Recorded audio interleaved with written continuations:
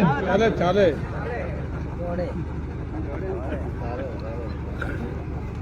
કોઈ ના એક આધારનું નામ રહી જાય તો રી મારા ઉપર કાઢે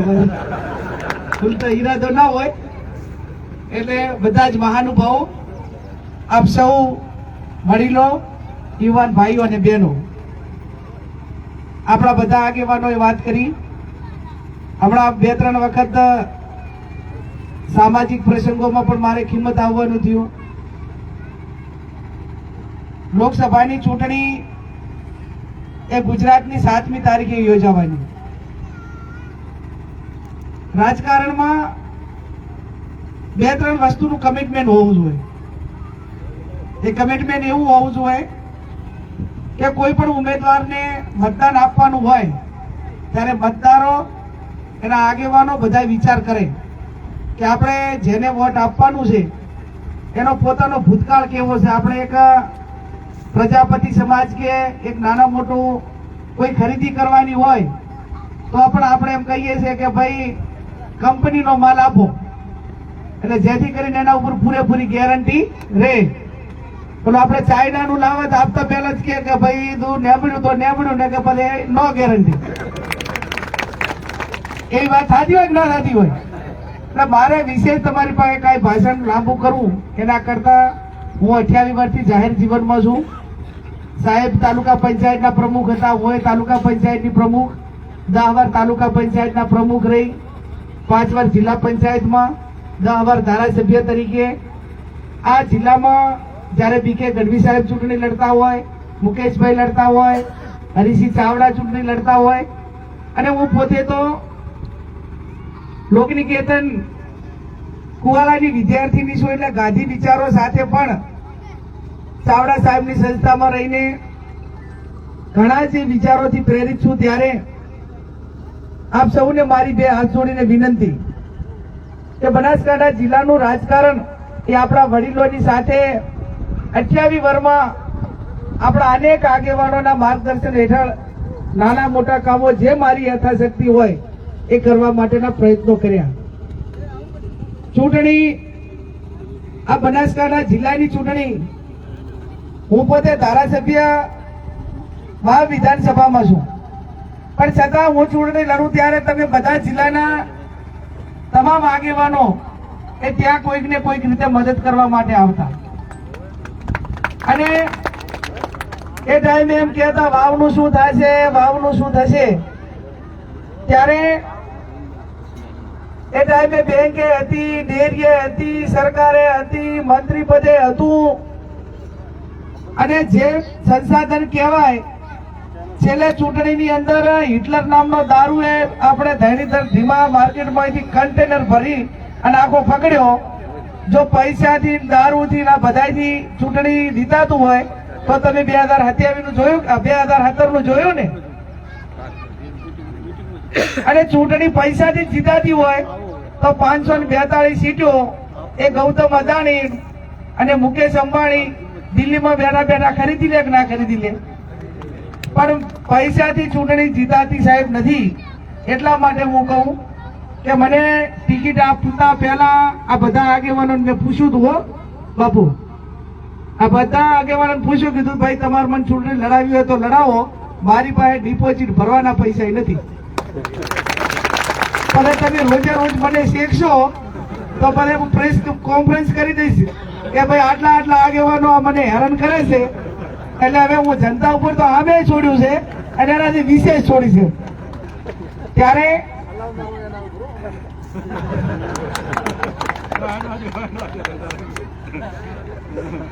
આમાંથી કોઈ ઇનકાર નહીં કરીએ ત્યારે બનાસકાંઠા જિલ્લાના જેટલા ટિકિટના માગણીદાર હતા ને એમને બધે સર્વાનુમતે એમ કીધું કે બેન તમારે ચૂંટણી લડવાની છે અમે તન મનને ધનથી મદદ કરવાના છે એટલે ઘડતું ધન દિનેશભાઈ બળદેવજી ના બધા પૂરું કરશે જેટલું વાપરવાનું થોડા ઘણું થશે પણ હું એટલી ગેરંટી આપું એટલી ખાતરી આપું કે ભલે મારી પાસે પૈસા ના હોય પણ મારો ઇતિહાસ મારો વર્તમાન સમય અને ભવિષ્યની ગેરંટી એટલી આપું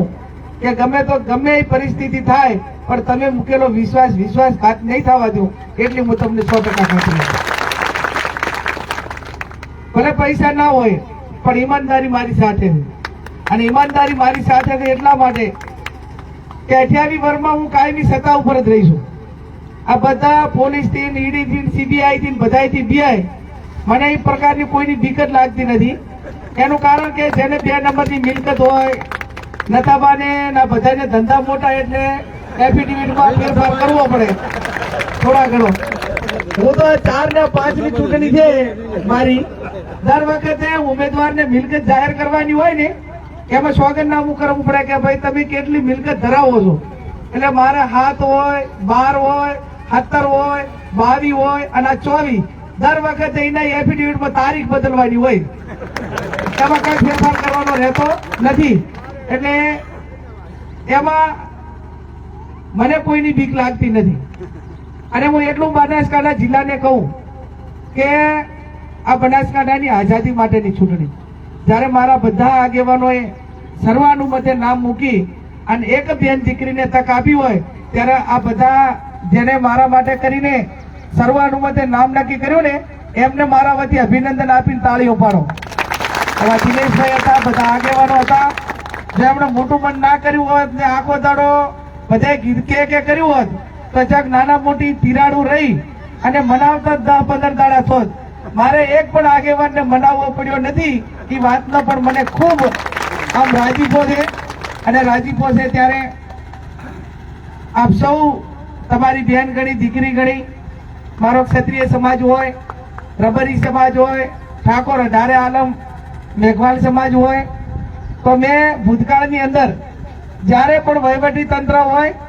કે કોઈ પણ ડિપાર્ટમેન્ટ હોય તો એની સામે અન્યાય સામે લડવા માટેની કોઈ દાડો પણ પીછેહટ કરી નથી. સાહેબ જિગ્નેશભાઈ મેવાણી હોય, ઠાકરસિંહભાઈ રબારી હોય,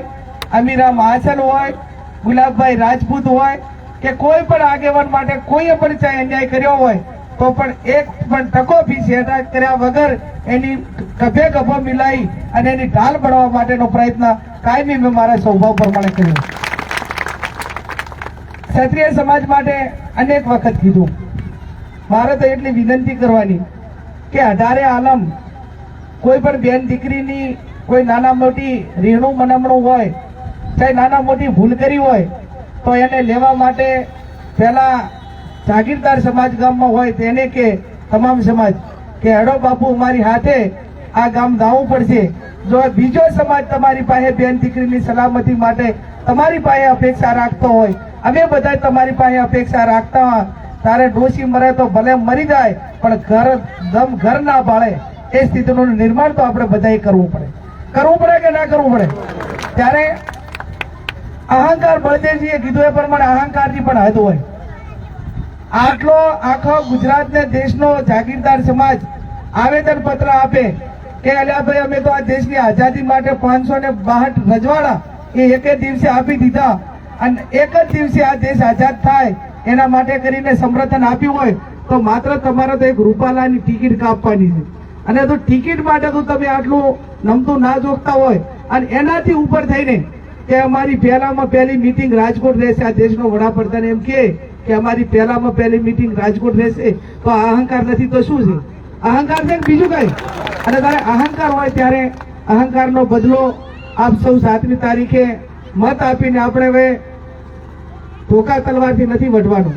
હથિયારથી નથી વઢવાનું. આ લોકશાહી છે અને લોકશાહીમાં રાજા નક્કી કરવાનો હોય તો એ બટન દબાવીને રાજા નક્કી કરવાનો છે. અને નક્કી કરવાનો છે ત્યારે 15મી તારીખે તમે બધા મારું ફોર્મ ભરાવા આવજો. અને મોટા પ્રમાણમાં બધા વડીલો છો એટલે બેન દીકરી તરીકે મામેરો આમ તો પૈસા તો મામેરાના હેરતા આલ્યા છે, પણ મારે કિંમતમાં એટલું કહેવાનું રહે કે તમે માવજીભાઈને વોટ આલ્યા એટલા અને નથાભાઈને આલ્યા બે નો સરવાળો કરીને આલ દૂધ રાધી.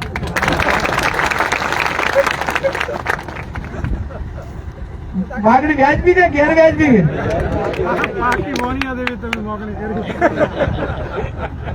બાબુ એમ કે વાણિયા દેવી માગણી કરી કેટલા હાલો તો ઘણા થઈ ગયા. ત્યારે આપ સૌ 15મી તારીખે ફોર્મ ભરાવા આવજો. અને ફોર્મ ભરાવા માટે એટલા માટે આવજો, તમારા બધાની હાજરી ખૂબ જરૂરી છે. કે 1 લાખ વસ્તી પાલનપુર ફોર્મ ભરાવા આવે તો એની મીડિયા નોંધ લે, આખો જિલ્લો લઈને દિલ્હીને ખબર પડે કે બનાસકાંઠામાં ગરીબ સમાજની દીકરીનું મામેરું ભરવા એ બનાસકાંઠાની આધારે આલમ 36 કોમ પાલનપુરમાં હિલોળા ચડી અને મીડિયા એવી નોંધ લે કે 7મી તારીખે મતદાન થાય અને 4મી તારીખે વિજયનો વરઘોડો નીકળે, અબીલને ગુલાલ ઉડે અને મામેરાની માતર ખવડાવવા હું ચામુંડા માતાએ નહીં આવું ત્યારે તમે રાજી રહો, હું રાજી હું. એ સ્થિતિમાં આપ સૌની